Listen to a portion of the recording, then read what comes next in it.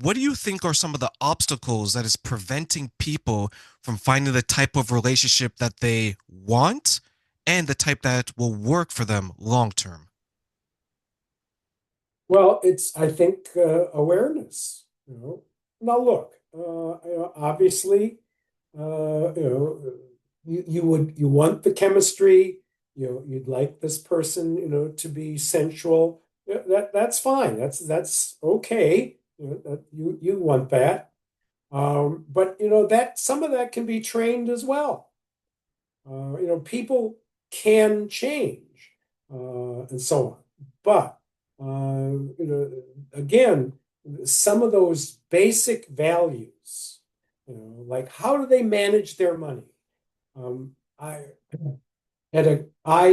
work with a woman in Phoenix, and twice a year we do what is called Marriage University, where we get young couples, some of them engaged or recently married, and we talk about marriage and so on.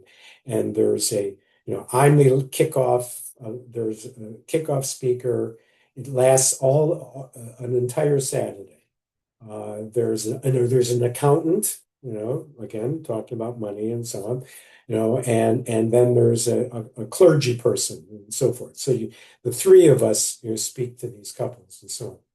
And I start out. I give them a sheet of questions that they answer individually without consulting each other, and then talk about it later. And one of the questions is, if you get an inheritance of $10,000, what will you do with it? Well, one of the couples that we saw recently, she wrote, put it in the bank, and he wrote, buy a boat.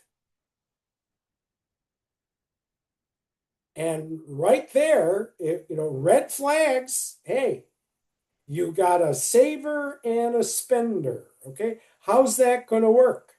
You know, not well. You know, that's going to be an issue. Um, you know, talking about so money's critical.